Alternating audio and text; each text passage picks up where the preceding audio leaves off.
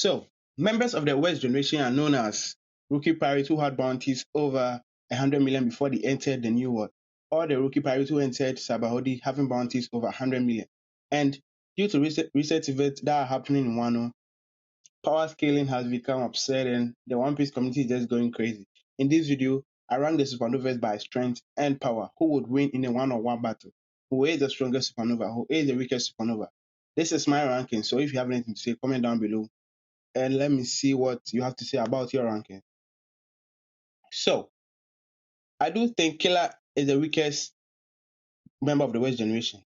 Killer is the vice captain of the Kid Pirates, and before the time skip, he had a bounty of 162 million berries. They was to state that he was a very powerful opponent, and he stated by people that the Kid Pirates used to kill people that love are their dreams. So this makes their crew more dangerous because anyone who is willing to murder someone is always stronger than someone who wants to always fight for peace. That's what really happens when it comes to a one-on-one battle. And after the time skip, his bounty had increased to 200 million berries. This is to show how powerful he has even gotten. In Wano country, he was able to injure Zoro. Even though Zoro was distracted, he was able to injure Zoro. Since Zoro entered the New World, nobody has been able to attack Zoro in any way. But Killer did it to Zoro without any any problems, even though he was under the influence of his smart fruit. So at the 10th position, I have Jory Bonnie. Jory Bonnie is the captain of the Bonnie Pirates, and her devil fruit is very unique. It makes people age and make people look old and make people look younger. Her devil fruit deals with age, and this is very overpowered in its own way. If she touches you and she can make you a kid, that's just crazy. Think about what she could do. Her potential is absurd. So Jory Bonnie is not to be underestimated in any way. And before the time skip, her bounty was 140 million berries. This is to show how powerful she was. Firstly, she's a lady, and we know the world government don't really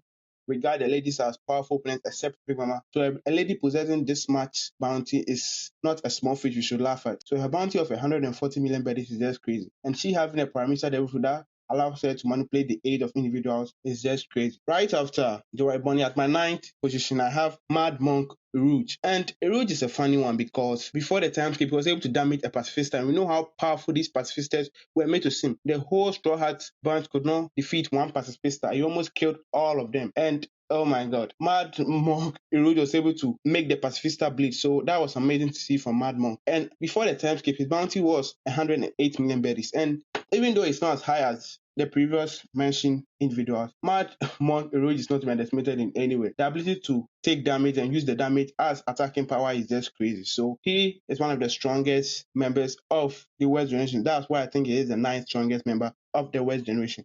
Right at 9, the position between 8 and 7 is very confusing for me because the two members there are all crazy in their own respects. So we have Apu, who in the latest chapter Lord David both Luffy and Zoro, and people are going crazy that Apu is now Yonko level. And I'm like, oh my god, shut it. Apu is not Yonko level. No, don't tell me about the Yonko level. He's not defeating Luffy in a one-on-one. He's not defeating Zoro in a one-on-one. Apu is not Yonko level. But Apu was able to knock out Luffy and damage Zoro. So he too has done something and nobody has done so far after the time skip. So I do think Scratchman Apu is the 8th strongest member of the West generation. And his bounty is 350 million berries. Just think about this. 350 million berries. That's huge. And his devil fruit allows him to manipulate sound. And attacking with sound waves and the power of music is just absurd. That would be a power I would like to have. Because I could be dancing, I could be and I could use that to attack. I'll be giving you base attacks, I can give you soprano attacks. So his devil fruit was amazing. And before the time skip, he was able to attack an admirer. We know how powerful Kizaru was. Once he arrived at Sabaody, he was just destroying each and every member of the West generation. But Apu was like, yeah, I want to see how powerful he is. So Apu is not to be underestimated in any way. He was able to attack Kizaru with his music, but due to Kizaru being a loyal devil fruit user, he was able to survive the attack. So Apu is very powerful. So right after Apu, at the 7th spot, I have Basa Hawkins. And Hawkins and his predictions are just crazy. He has the ability to predict events that could happen using probabilities that his card shows.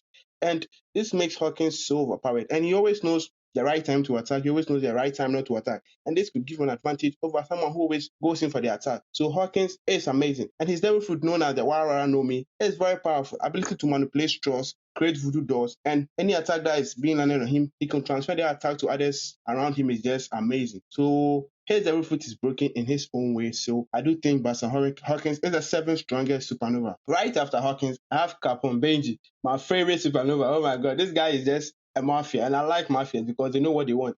So Captain Beji currently has a bounty of 300 million berries, and this is no small feat. Having a bounty that huge is very important, and it has made Beji one of my favorite characters in the story.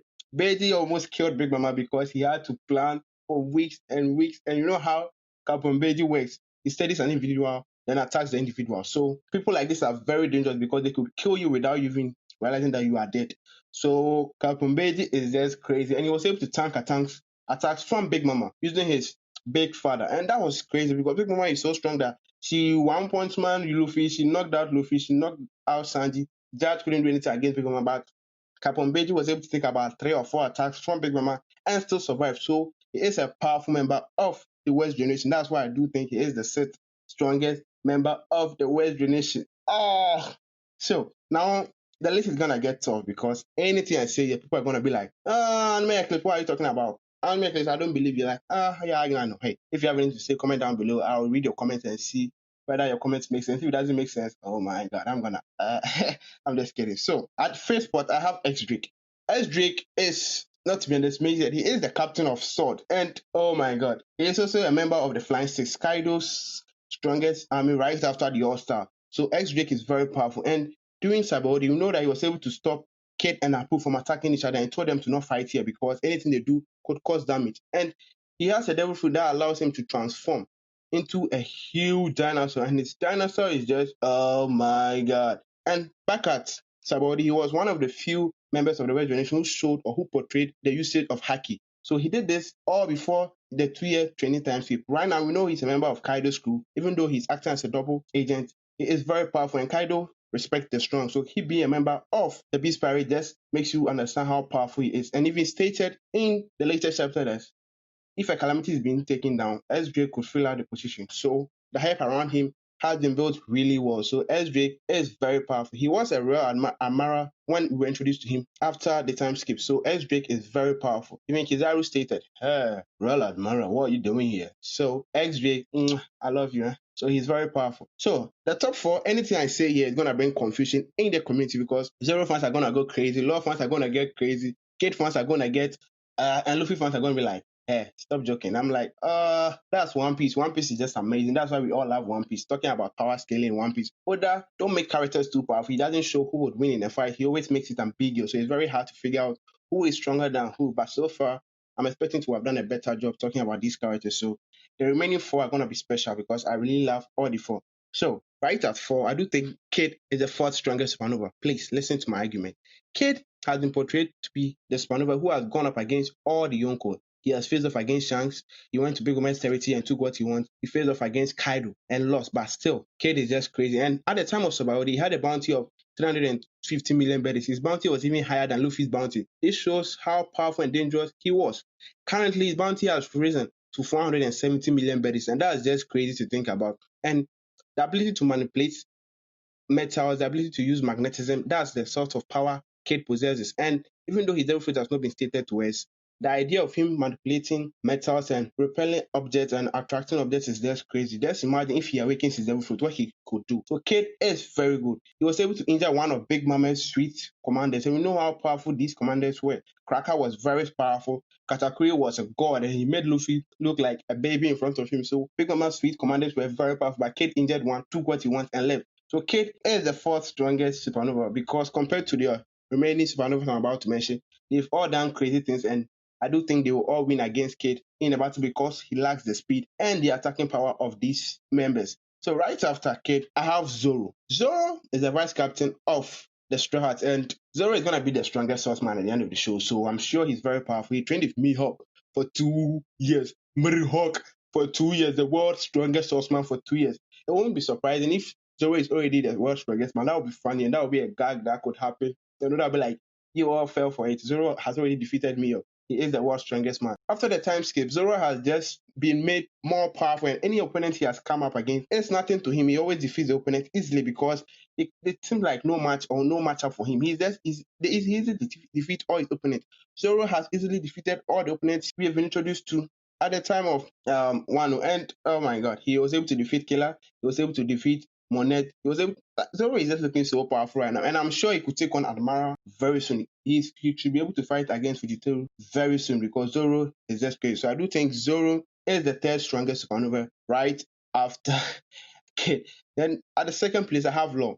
Law has one of the most broken devil fruits in the story, and it is stated that his OP no Mi is one of the most expensive and one of the most important devil fruit in the whole story. Kaido wanted that devil fruit, the Flamingo wanted that devil fruit, the world government wanted that devil fruit.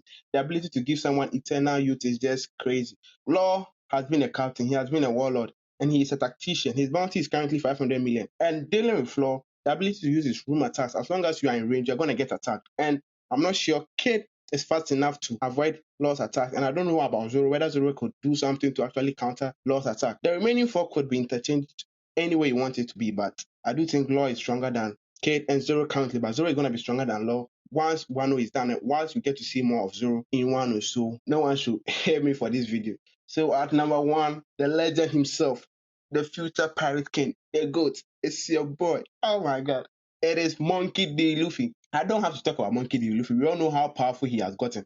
Right after the time skip, Luffy is looking like a god currently because see, he has future sight, he has armament haki, he has advanced armament haki, he's about to awaken the devil fruit, he has gear second, he has gear fourth, he has gear third. Luffy has a lot of power that he's going to think about any opponent who could defeat him. And his rubber devil fruit is not like an important devil fruit that makes him so powerful. The ability he has gained from his devil fruit is due to his hard work and due to the training he has had with his devil fruit. It took him 17 years to master his devil fruit. So Luffy's devil fruit has gone through a lot of training, and I'm sure Luffy is soon to awaken his devil fruit. And once he awakens his devil fruit, he's gonna be crazy. Luffy went into Whole Cake Island, defeated two of the Sweet Commanders. He defeated Cracker, he defeated Katakuri.